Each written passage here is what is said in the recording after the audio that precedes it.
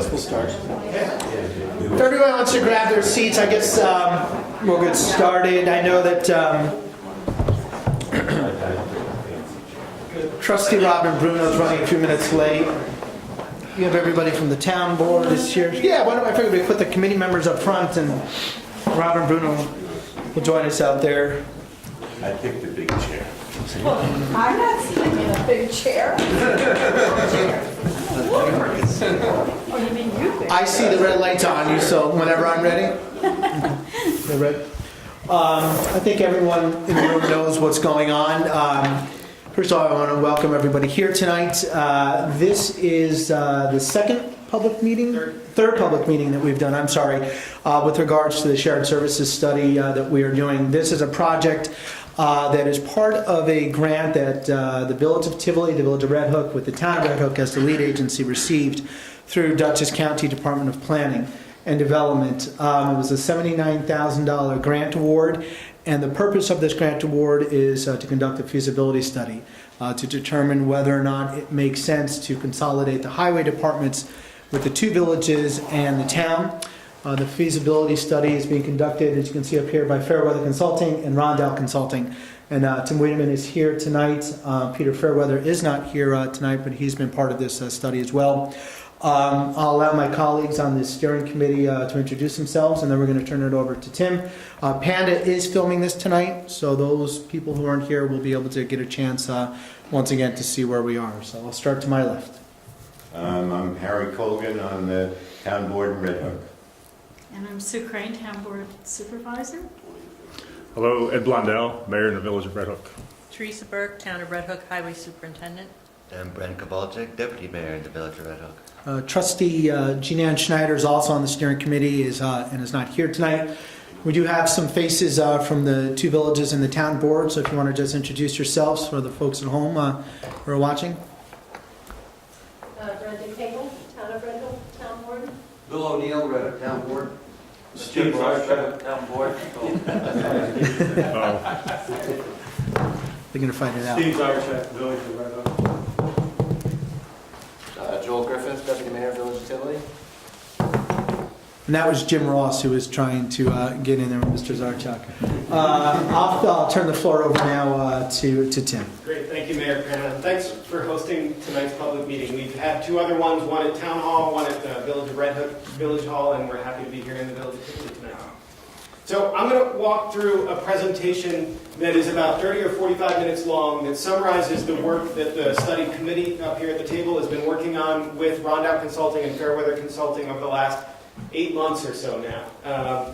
And so there's a lot of this that if you've been at some of our past public meetings or presentations to the municipal boards, it'll sound pretty familiar. So I ask you to bear with me for the benefit of the audience on TV here and for anybody here in the room that hasn't been at some of our past meetings. We're going to review some of the progress that we made with the study over the last 8 months before we get to kind of the heart of today's presentation, which is a presentation about the feasibility and impact findings for a series of options for shared services and consolidation that we identified through the study process.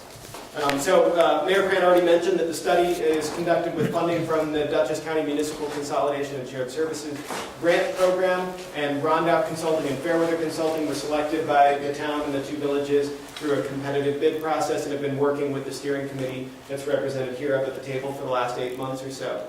As I mentioned tonight, I'm going to go through a few things as kind of warm up and review.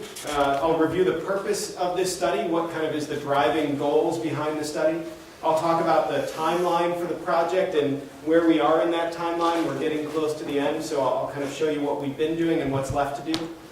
And then I'll review kind of the heart of the study is the options that we've identified for shared services and consolidation of highway services in the three municipalities. So I'll share what those options that were identified were, and then we'll talk about the findings of the study. What is the feasibility of each of those options, and what's our expected impact from implementing those options. And then we'll make sure that there's time, in reasonable time at the end of the meeting to answer any questions that you all may have.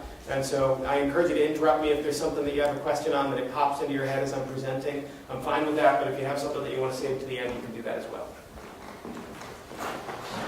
So, the goals of the study, and some of this stuff may be small, so I'll go into a little detail about the visuals that are provided up here. A study like this is about lots of different goals. So I think no one here is probably unfamiliar with the concept that municipalities are struggling day in and day out to make balanced budgets, to reduce taxes. All those financial burdens are a real struggle for municipalities throughout the state. But municipalities also provide really critical services to their constituents and to their communities. And so there's a balancing act that every municipality in the state is facing, which is how do you do those critical services, do them efficiently and effectively, and hopefully be able to maintain or reduce budgets at the same time.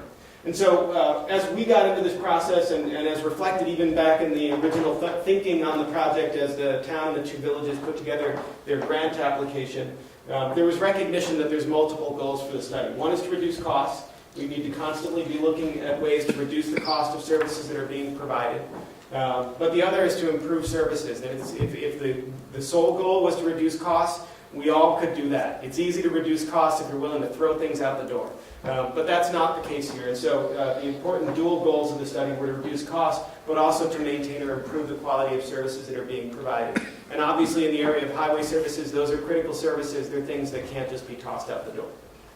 And in order to do that, Peter and I really feel strongly that projects like this need to inform the discussion. Peter and I have a long history of doing these kinds of projects with various municipalities throughout the state, but we're not experts. You know, the experts on these services are the folks here in the room, the folks on our steering committee that can really guide this discussion to make sure it's relevant and it works in Red Hook and in Tivoli. So that's an important part of this as well.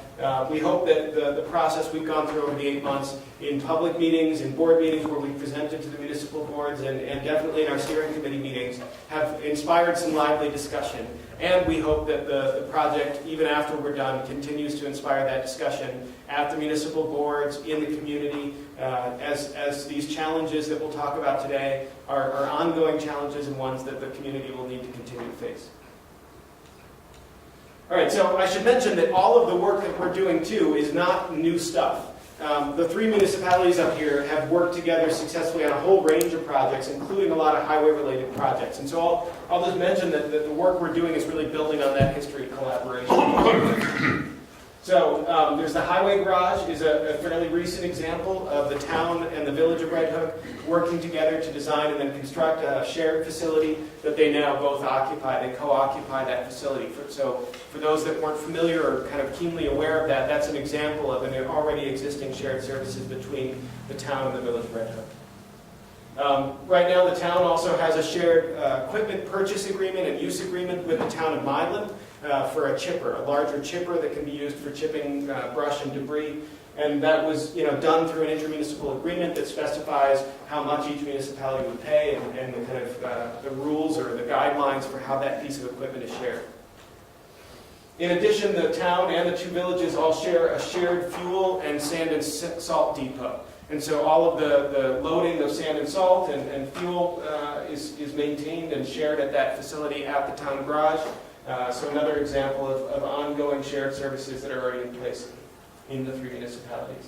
And then, as is true in a lot of communities, there's regular, probably almost daily interaction between the 3 departments. If one department needs a piece of equipment because something's broken down, I haven't seen any sign that there's any hesitation to make that call to another department in the 3 municipalities, and there doesn't seem to be any hesitation to respond to that. So there's lots of kind of informal lending of personnel and equipment in order to get the job done.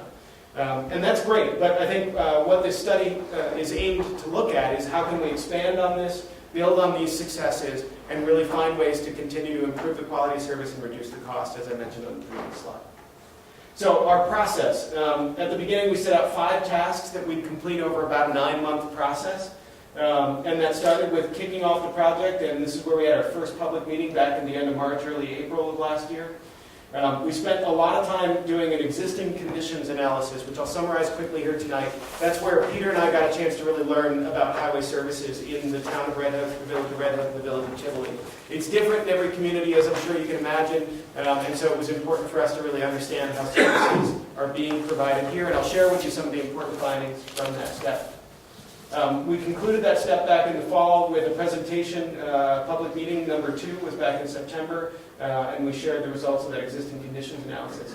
At the same time as we were working on that existing conditions, we were also starting what we call the feasibility study of options and alternatives. This is the analytical stuff that we're doing and that we're presenting here tonight. What's the feasibility of the various options that we've identified? What do we expect could be the impact on cost and quality from those options? And so we'll talk more about that at tonight's meeting.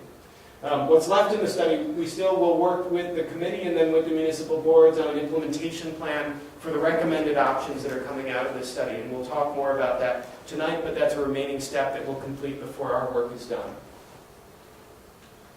So we're nearing the end of the project. We'll talk about the study findings today. And then after today's session, we'll take any input from questions that you all have and some input that the steering committee has already provided and make some final revisions to the reports that we'll talk about tonight. And then, as I mentioned, we'll work with the town and the villages to begin the implementation of the recommendations coming out of the study. Okay, so I'm going to run through a bunch of documents that are part of the study. These are our deliverables for the project. These are all available on the project website, so if anybody feels like staying up late and reading through a lot of documents, you can get up to the project website one of 2 ways. You can either go to any of the 3 municipal web pages, and there's a link to the Highway Shared Services study on those 3 municipal web pages.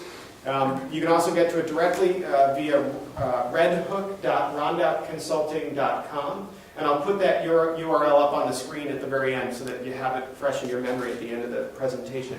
But that's redhook.rondoutconsulting.com. So the first report that we produced was the examination of the existing department services and structures. So we spent some time meeting with staff in each of the 3 departments, talking about what are the services that are provided in your department, how are those services similar to or different from the services that are provided in other municipal highway departments. And we learned a lot from this, and it was an important basis for the analysis that we did. And I think I'll summarize kind of the key finding, I think, from that report, which is that the definition of highway services is not always as clear as you might think. People kind of generally toss around the term highway services, especially in towns. In most towns throughout the state, there's a highway department. There are highway superintendents in every town. So the term highway kind of takes on a town connotation in most cases. But in fact, the suite of services that are involved in highway can vary from town to town, but also vary pretty significantly between towns and villages in a lot of cases. And so the services that we've listed up here are what we call kind of core highway services. And they involve the obvious ones like road construction and maintenance, roadside maintenance, winter operations, meaning snow removal, snow plowing, salt and sand. Then some internal stuff related to shop and equipment maintenance, so you got to keep all the equipment going that's needed for those other services. In some cases, in municipalities where there are sidewalks, there's some degree of sidewalk maintenance.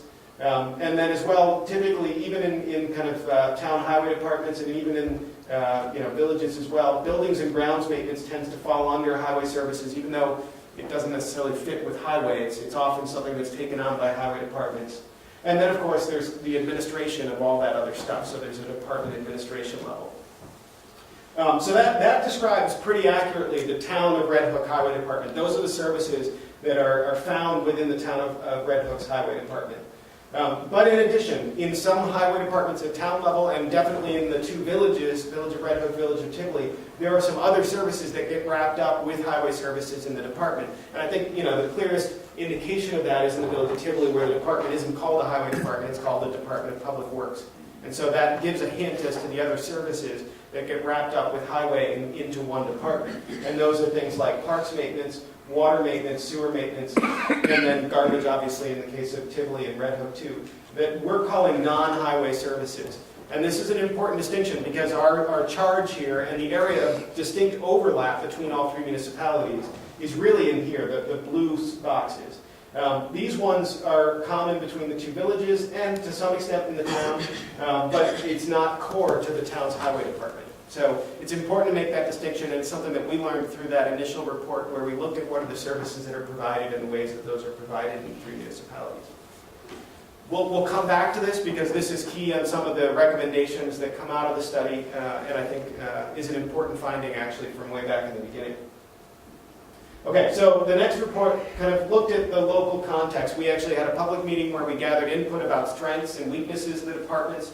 We had meetings with each of the department staff to talk about the same thing. What do you think your department does well? What are some challenges that your department faces?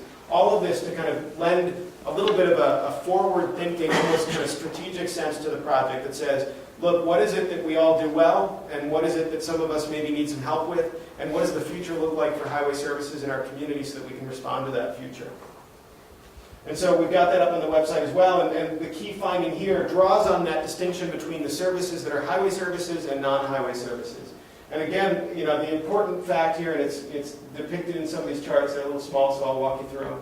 Town of Red Hook, all those services or boxes on this thing. The blue dotted line indicates the services that are included within the town's highway department.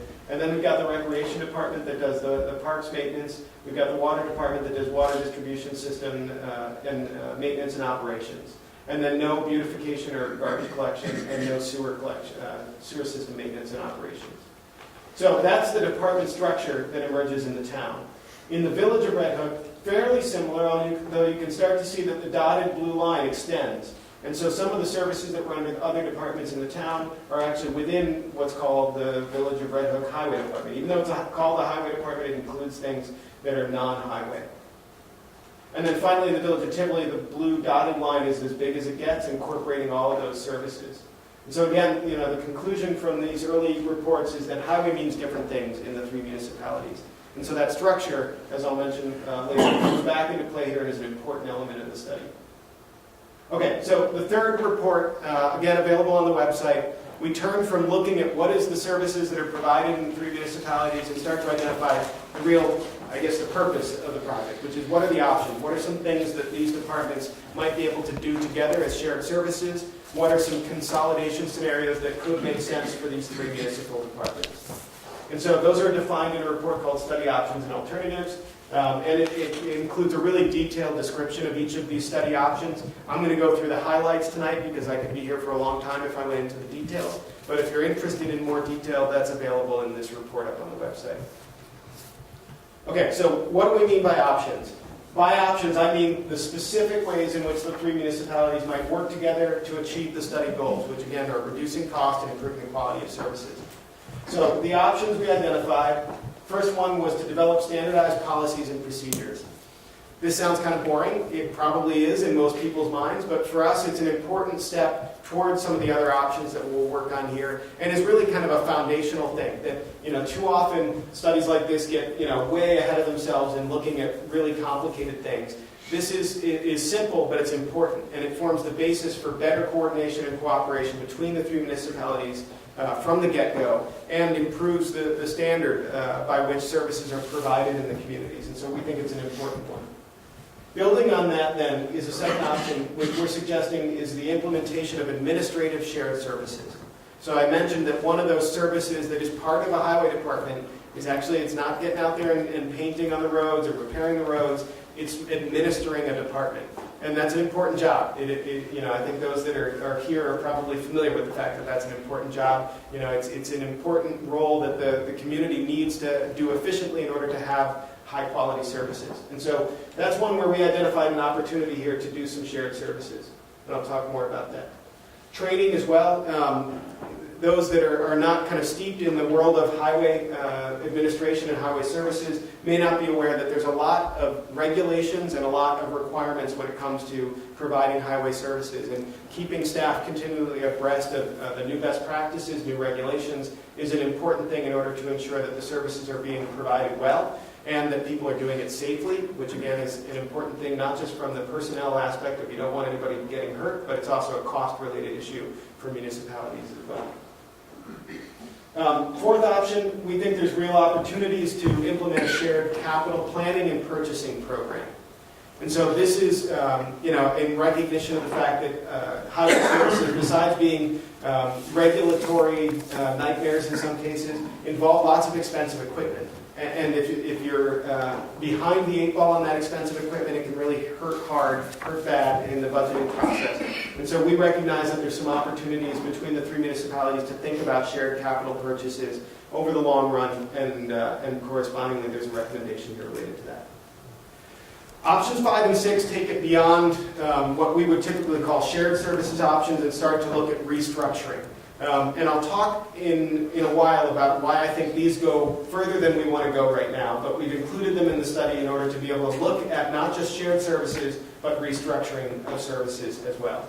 So the first one is generically called realigned service delivery areas. And what that means is that without changing the boundaries of the municipalities and what departments are responsible for those boundaries, Village of Tivoli still has its boundaries and a department that deals with those boundaries. Town of Red Hook has its department that deals with the areas outside of the two villages. Looking at how we can streamline the provision of services, especially around roads. So roads are not easily bounded by geographical boundaries. They go right through them, and as a result, a service delivery system that ignores the roads themselves and pays closer attention to the geographic boundaries doesn't make sense in a lot of times. There's somebody picking up their plow as they move through another municipality and then putting it back down.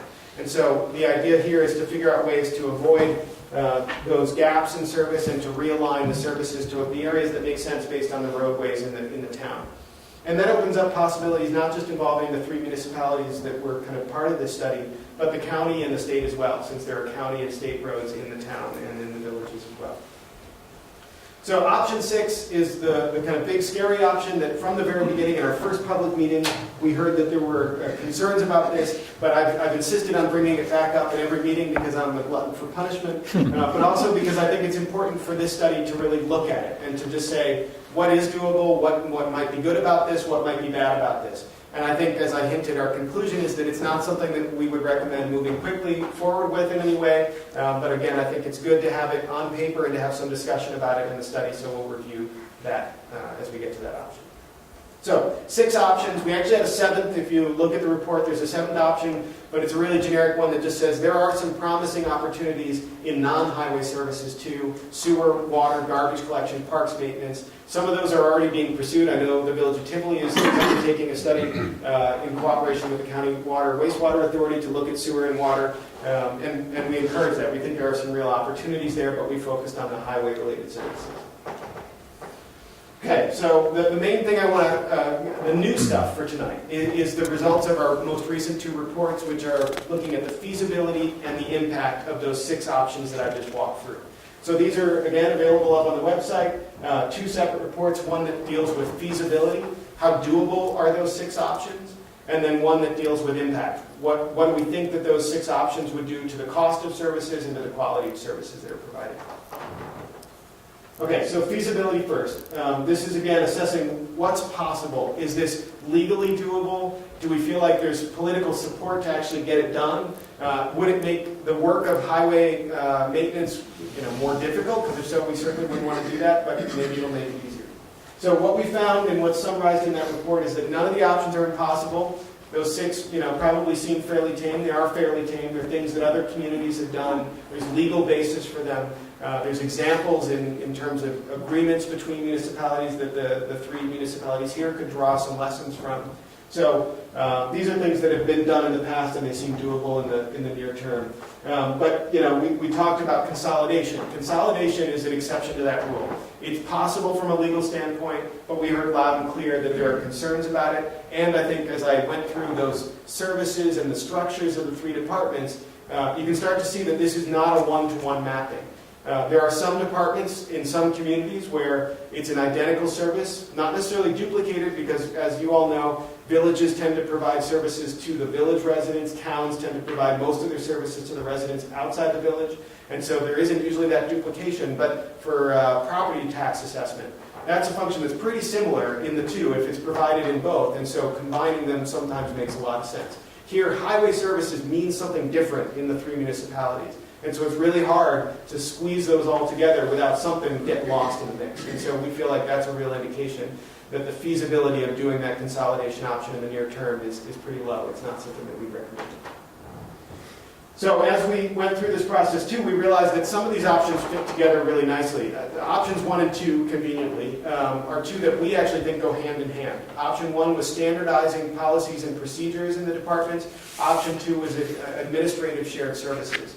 I think those that are familiar with village and town government know that over the last 20 or 30 years, budget cuts have been tough to deal with every year. But in my opinion, what they've ended up doing is removing some amount of administrative capacity within smaller municipalities. The first thing to go is not the plows going down the street, because everybody needs those and they're very visible. But instead what goes over time is the ability to effectively manage an organization. And that's a challenge that needs to be addressed, and we think that standardizing policies and procedures and implementing some shared administration could help.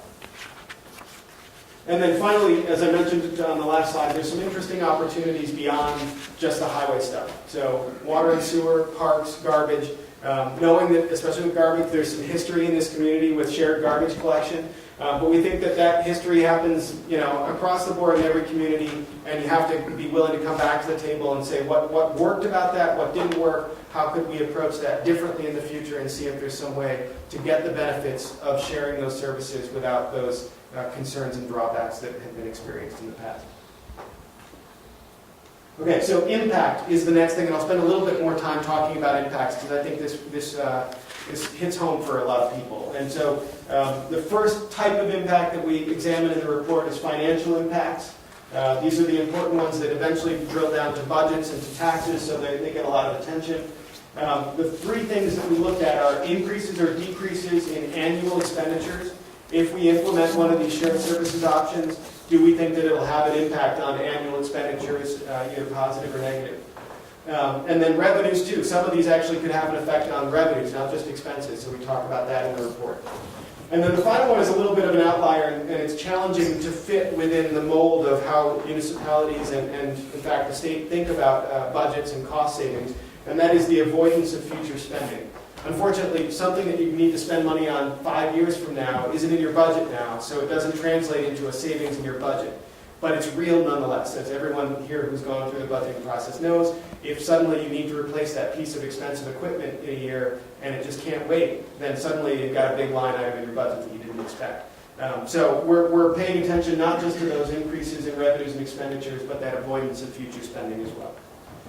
But it's not just about the financial stuff. In fact, in a lot of cases, even though people will say that the financial stuff is sometimes the biggest driver to them, as soon as the financial stuff is clarified, the non-financial becomes critically important. How are we affecting the quality of services that are provided in the community? And so we looked at things like customer satisfaction, average time to completion of service or response time for service, general condition of assets and infrastructure in the community, the skills and abilities of staff, and overall effectiveness and efficiency in the departments as good indicators of the non-financial part of this kind of work and how to assess the quality of the services that are being provided.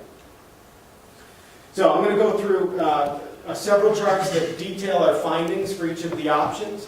On the left-hand side, we have a summary of the fiscal impacts that I'll walk through first. And then on the right-hand side, non-fiscal stuff doesn't tend to lend itself to numbers as well. And so we've got some bullet points that talk about the non-fiscal impacts for each of the options. So you'll also note that this first one, we combined options 1 and 2. I mentioned that these go hand in hand, and we think that they should be implemented together, so we assessed them together. So this is standardizing policies and procedures across the 3 highway departments, or 2 highway departments in DPW and the Village of Tivoli. And then implementing shared administration. So a kind of additional, what we're actually concretely recommending is an additional half-time equivalent position within the town highway department to help take on some data collection, reporting, and record-keeping functions in conjunction with an asset management information system. All that's detailed in the report, but that's kind of what's behind what we mean by shared administration. So what does this do financially? We think that there are some savings that can be achieved through this option. The first one is that we feel that it's reasonable to expect a reduced overtime and part-time expenditures in the 3 municipal departments. That comes about because with an improved record-keeping and workflow management system that's in this option, you can streamline the work management, and that's going to improve worker productivity. And we don't think it's going to be a tremendously huge blowing things out of the water improvement, but we think there's some reasonable margin of improvement that can be achieved through this. And through that, we think that there can be savings of about $11,000 to $15,000 annually across the 3 municipalities in reduced overtime and part-time expenditures.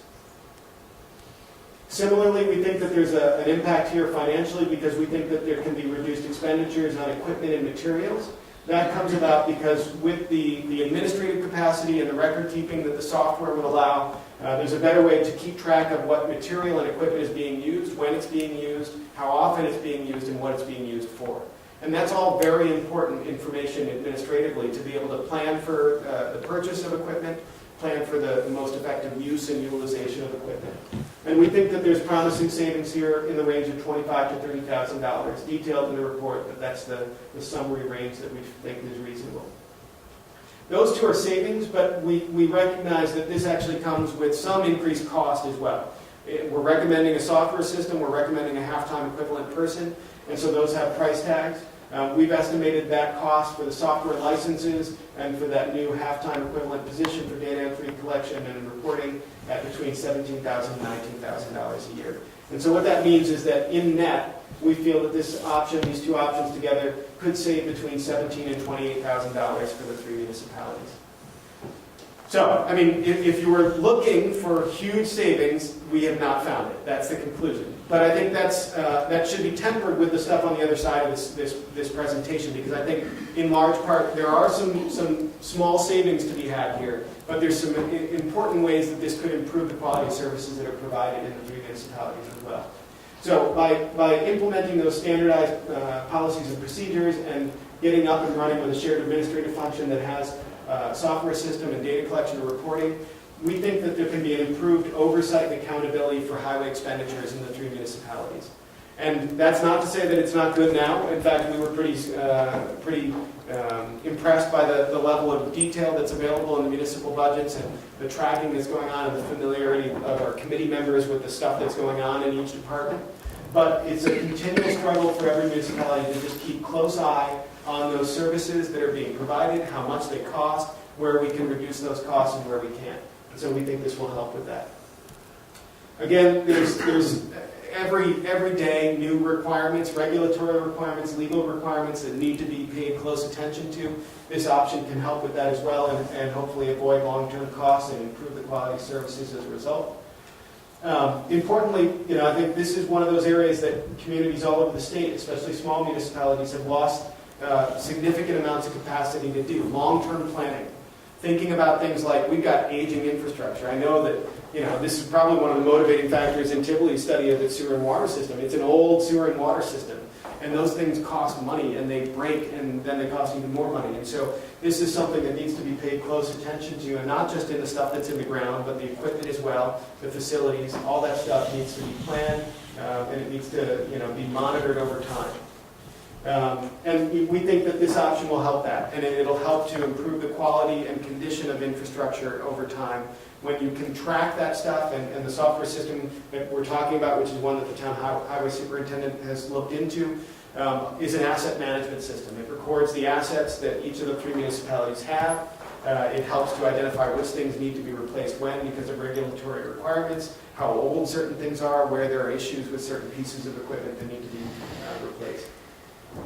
And, importantly, this option sets the groundwork for continued discussion about where there are areas of overlap and opportunity for shared services. We don't see this as something that, when we leave, we're done with, and I don't think any of the municipalities do either. It's something that there'll be continued conversation about, and these 2 options help to facilitate that conversation. Okay, next option is shared training. The bullets here indicate, really, at the end of it, that we don't think there's any financial savings here.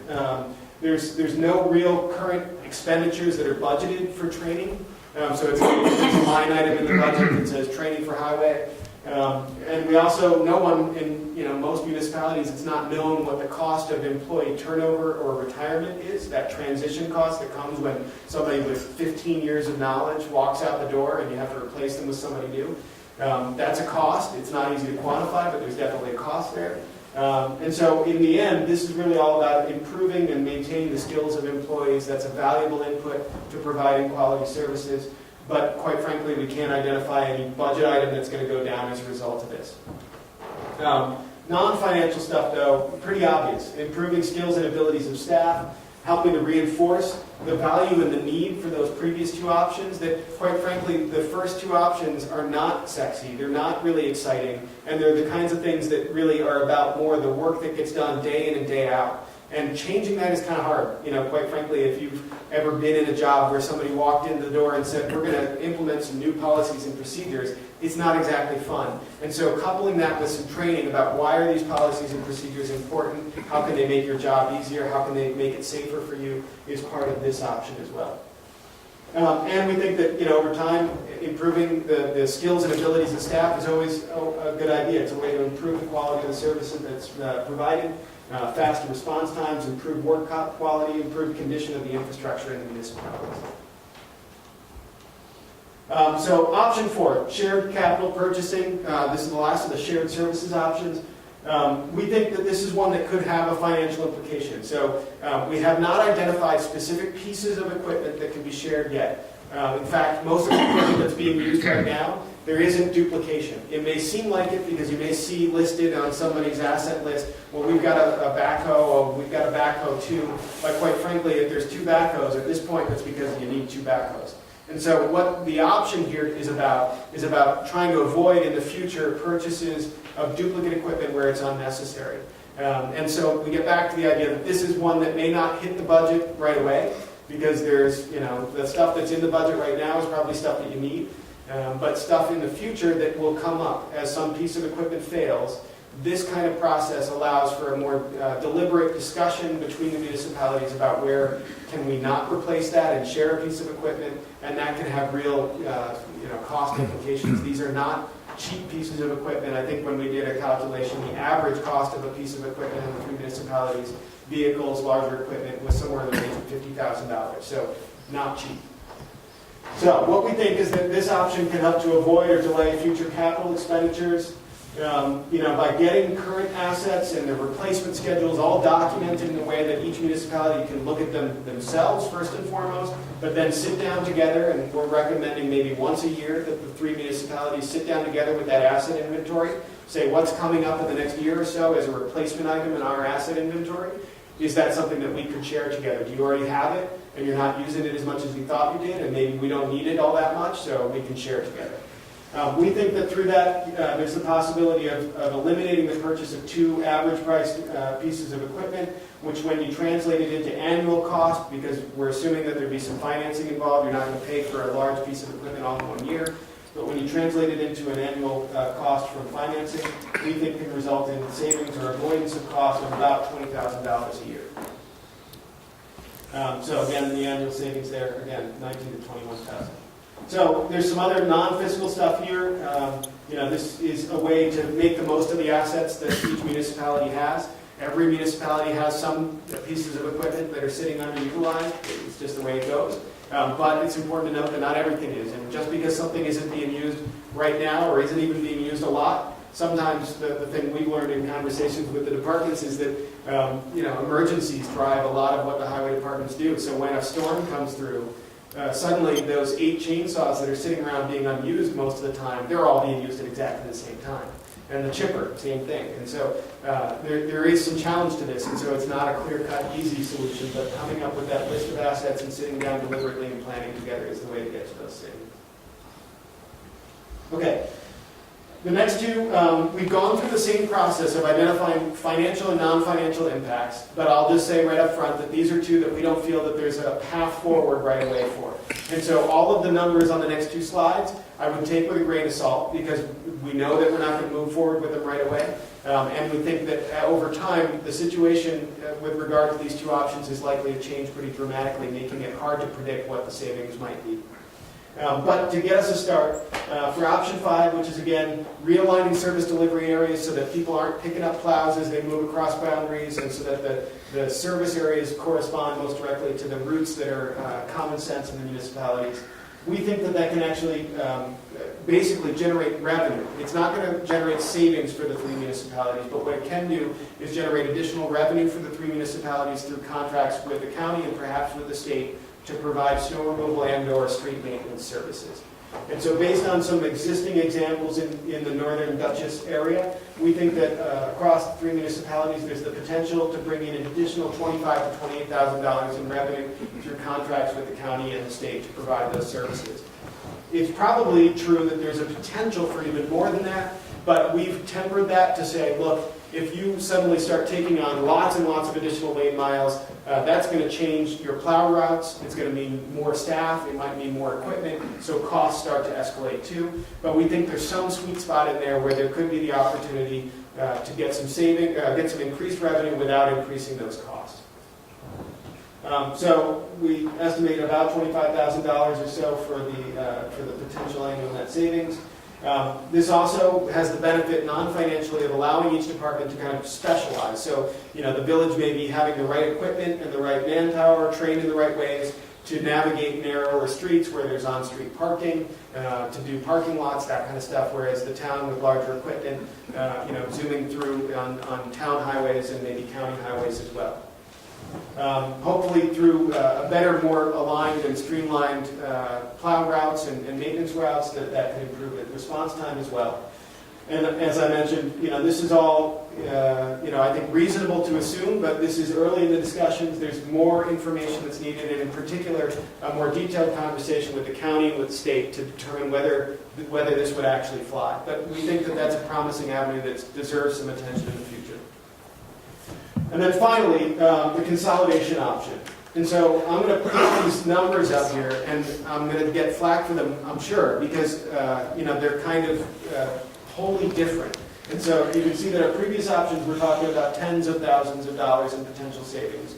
I'm coming out there and saying that I think there's bigger savings with the consolidation option. And I think that's because consolidation is the one way in order to reduce the biggest cost for municipal departments that provide highway services, and that's personnel. And that's the trade-off, right? I mean, we all know that personnel is the biggest cost for basically every municipal service. But to reduce personnel is a painful thing because it means laying people off. So we think that consolidation is, again, an option that we don't recommend moving forward with, but we think that it's an option that needs to stay in the discussion because it's the only way to get at that personnel cost. As we talk about in the report, as we've talked about in our committee meetings, it's something that, I think it has to be thought of as a long-term thing if there's any interest at all, because eliminating positions, again, is a painful thing. And our recommendation is that it wouldn't be something that you do right away. It would be through attrition, and then a merged department would allow for a slightly smaller workforce. As we put up here on the slide, our professional opinion, and there may be issue with this from the committee or from others, and I welcome that comment. Our professional opinion is that there's the potential for the elimination of one administrative position across the 3 municipalities and the elimination of one full-time laborer eventually as these departments would merge if they did. And then you get the savings from those previous 4 options as well, which brings you to the total. And so, I've mentioned that this is, up here really to just demonstrate that the real driver of cost and then the real driver of savings is those personnel costs. It's really only through consolidation that you can really start to touch those personnel costs. Right now, the 3 municipalities don't provide overlapping services. There is not slack. And we talked about reducing some overtime and part-time, but in terms of the full-time personnel, they're all doing lots of stuff. And in the 2 villages in particular, they're not even just doing the highway, they're doing the other non-highway stuff. So there's no opportunity there, short of a consolidation, to look at reducing staff. In a consolidation, we think there's some potential there. So I'll put this up here again. This is a very rough sketch of this option's impacts. It's subject to change when and if consolidation becomes a serious consideration for the municipalities. And we've indicated before that we don't recommend moving forward with this option at this time. Again, it's a mashing together of 3 departments that do not function the same, that don't have the same services. It doesn't make sense at this point. So I think that's important to consider, but we are doing our due diligence by looking at that option and including it in the study. So a summary, this is provided in the report that we have up on the website that summarizes kind of all of what I just walked you through, the various options. From a feasibility standpoint, coding here to indicate the feasibility as we've assessed it for each option, our estimate of the net savings, and then a coding for the non-fiscal impacts as well. So the 4 options that we feel out of this study we would recommend for implementation and that we're preparing to move forward with the committee and then with the municipal boards are options 1 through 4. And so those are the ones that presented earlier, talked about at some length. The total net savings that we anticipate is somewhere between $36,000 and $49,000. That's including this amount for the shared capital purchasing, which, as I mentioned before, is a little tricky. It's not in the municipal budgets now. It's an avoidance of a future cost. So that's important to keep in mind. So we're working on implementation plans next for these 4 options. How would the municipalities go about implementing these options? Identifying funding sources to help pay for those implementation costs. And then working to incorporate this work and these savings in particular into the required government efficiency plans, which are part of the tax freeze credit program that the governor implemented last year that requires each municipality to put together a government efficiency plan by June 15th of this year. This is somewhere in the realm of what would be required as a 1% tax reduction, levy reduction, for the 3 municipalities that are in the study. It's about $43,000 is 1% of the combined levy of these 3 municipalities. And so this gets you, if we can count all this stuff, this gets you right in that area. So it's promising as a potential way to get to that tax freeze requirement. And then finally, we'll identify action steps in those implementation plans for each of the 3 municipalities that'll provide a roadmap basically over 12 to 24 months to implement these options 1 through 4. So I mentioned the project website, redhook.roundupconsulting.com, and the link is also available on the Village of Tivoli, Village of Red Hook, and Town of Red Hook's website. All of the reports and lots more background information is available up there on the website. There's also a question and answer form, so anybody in our TV audience who would like to submit a question, you can do that through that website, and we get that and we'll respond to that. I think that's it. Any questions? I'll open it up. Yeah. Thanks for the presentation. It's a lot of great information and very clearly presented, I might add. Thanks. Option 1, policies and procedures. I mean, forgive me for boring people who might already know what those mean, but can you talk about what kind of policies, what kind of procedures are we talking about? Well, so a lot of it has to do with budgeting and accounting. So right now, what we found as we started gathering data from each of the 3 municipalities is that those that are, I'm going to get really geeky here. So chart of accounts, those that know either municipal finance or just general finance for a business, chart of accounts is kind of what are the categories that all expenses go into. And the charts of accounts between the 3 municipalities don't match. So it makes it really, really hard to have any conversations about, well, how much do you spend on this? How much do you spend on that? And so we feel that that's starting point number 1, is to standardize the chart of accounts to be able to have some comparable basis between the 3 municipalities. And so from there, it's also about standardizing the record keeping that needs to happen. Again, another challenge is that as we approach the municipalities, differing levels of data on what are the assets that we have, how old are they, when were they purchased, how much did they cost, how have they been maintained. So that's another area, is standardizing those that record keeping around assets that each municipality has that allows for greater discussion about the shared capital planning and purchasing, for instance. And then finally, one of the things that's tricky and that we encounter in not just highway work, but in almost every municipal service that's provided, budgets, the way that municipalities are required to prepare budgets and financial reports doesn't always lend itself to good management of the services. It lends itself to the comptroller's AUD and what needs to get submitted to the state. And so one of the things that we feel would be really helpful is for the municipalities to track activity. So what are the activities that each department does? We do, for instance, snow removal on the streets.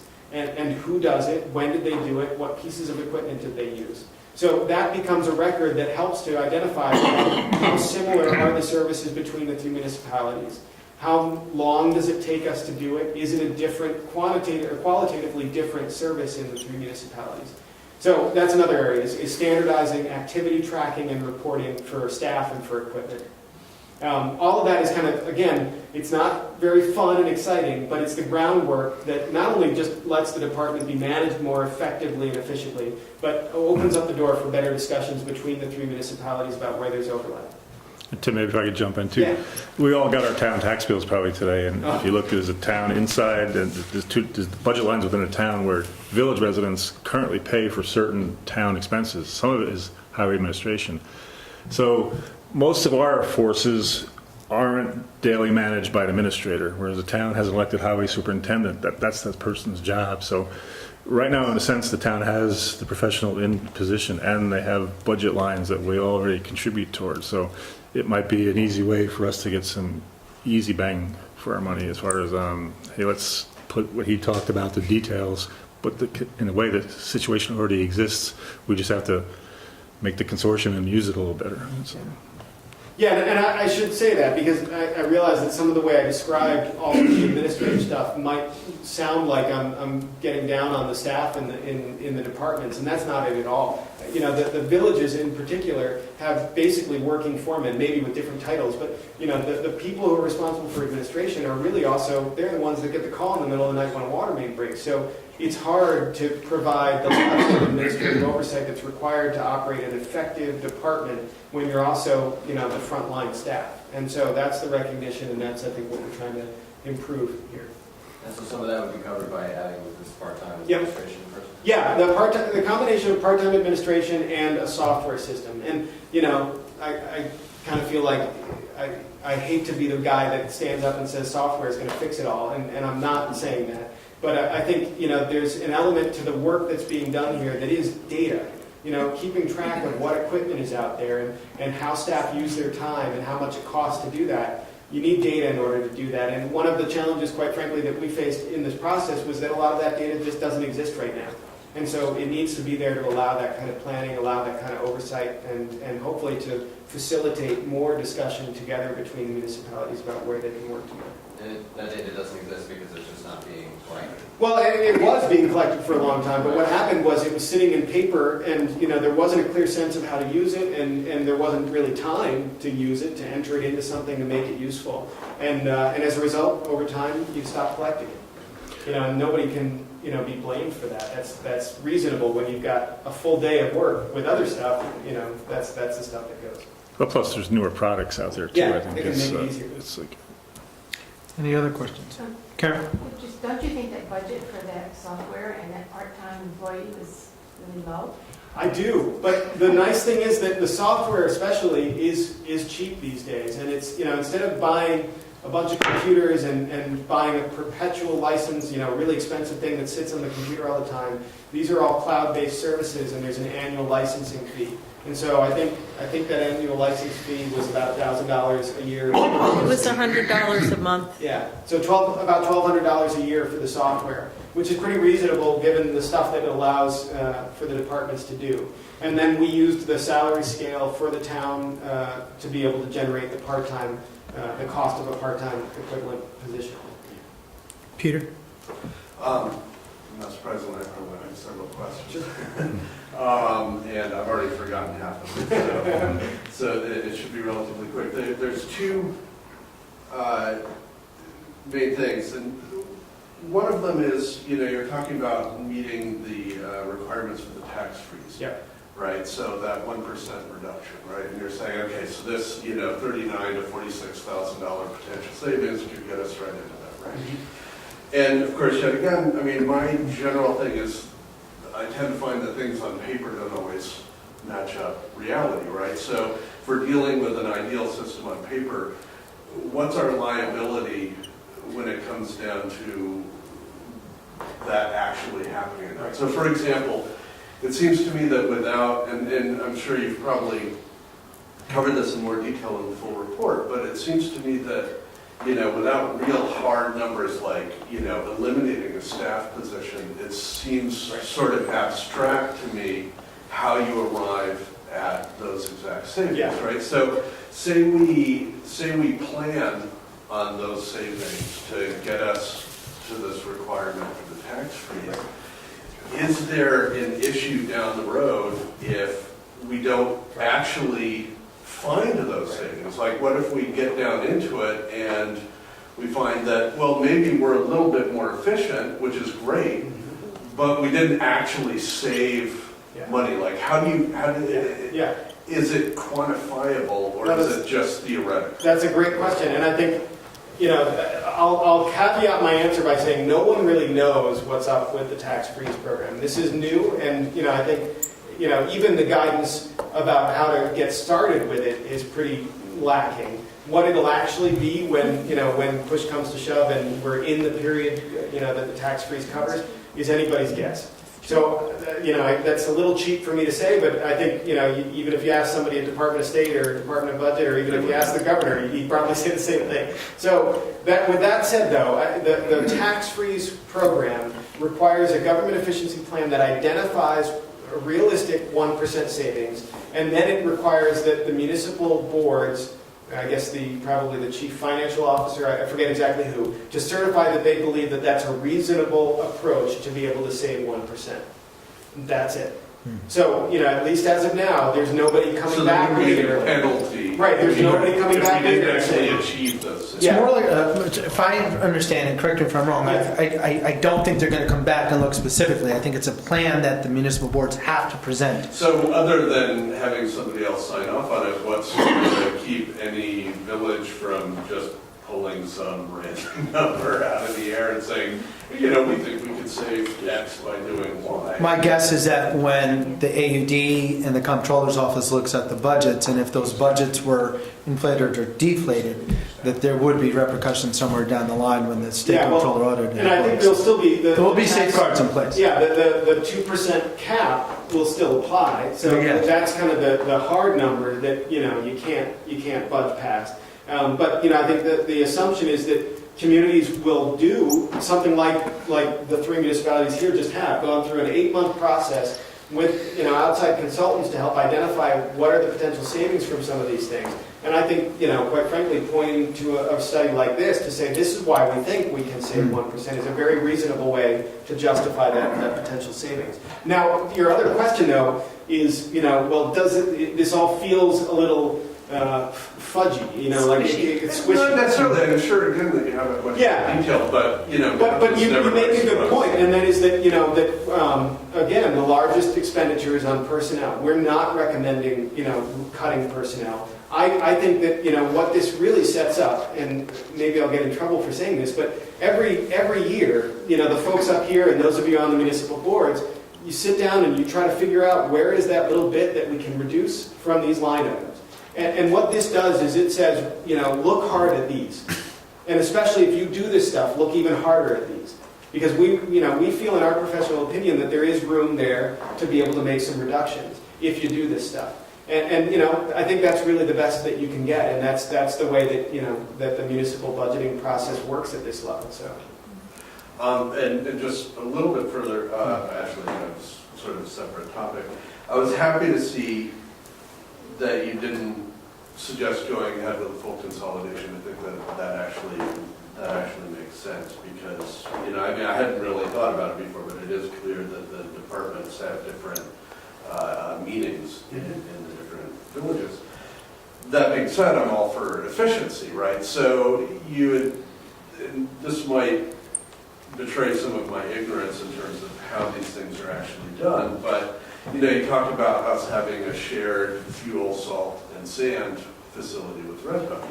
And for salt and sand, that sounds perfectly good, but does that actually mean, if Jim needs to fuel up his truck, does he have to take 45 minutes out of his day to drive to Red Hook and fuel up, or no? Do we actually have fuel? My assumption is that there's fuel here too, and it's just that you can use the town's depot. Okay, so it's not that. Yeah, it's not that consolidated. So. Yeah, well, what it means, quite frankly, is that there's a process in place at the town's fueling station where centralized. Yeah, where any of the 3 municipalities can go up, fuel, it gets tracked and billed back to the municipality. And then, the benefit of that can also be that there's bulk purchasing, so potentially lower cost for the fuel.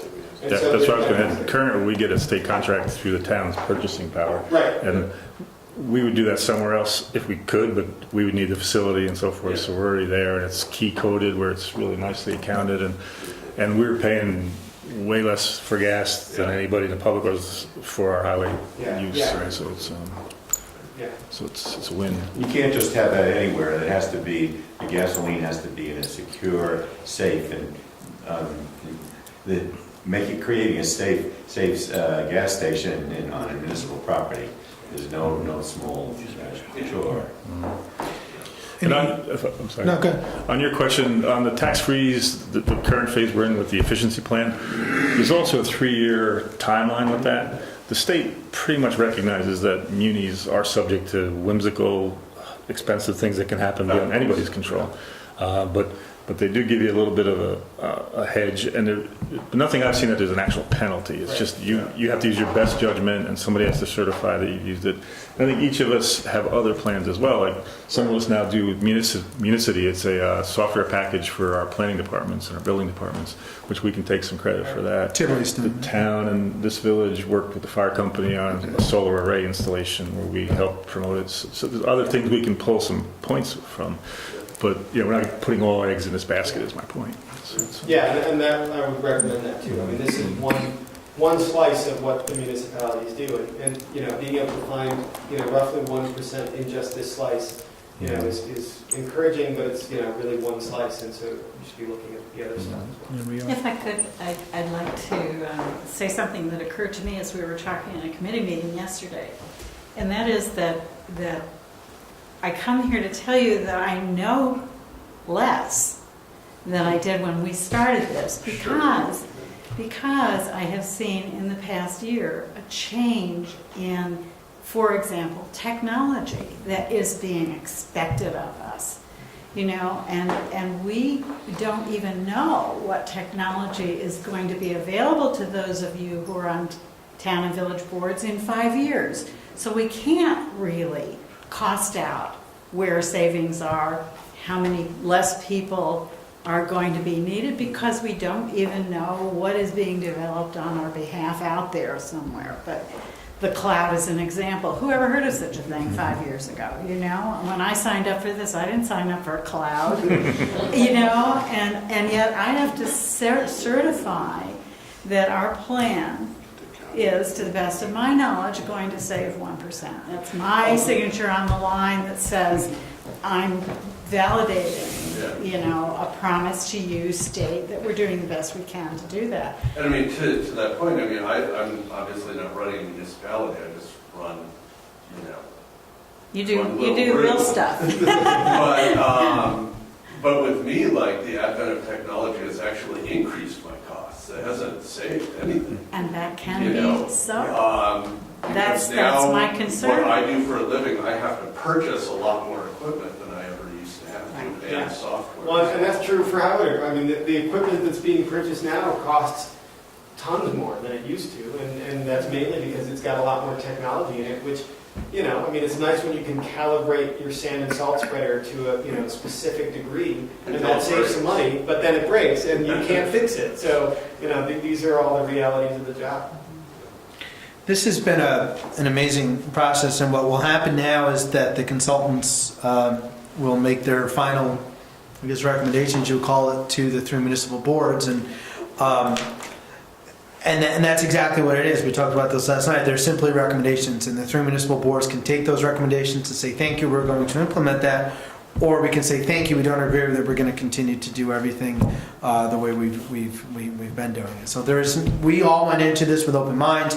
The consultants, both Peter and Tim, came into this with an open mind, and the committee did as well. So I want to say thank you. I think tonight was again, every time we meet, as Sue says, we're learning more and more every day. I learned more about salt and sand and trucks than I ever had before. So, and I want to thank you for coming out tonight, and those of you that are watching at home, because we've tried to make this process as open as we possibly can. I think having the webpage linked to all the municipal webpage is a great way for people to stay up to speed, and no one can say that we did any of this in a vacuum and behind closed doors. So, thank you very much. If no one has anything further, we'll sign off. So thank you very much, and Tim, thank you again. Best to Peter. So good job.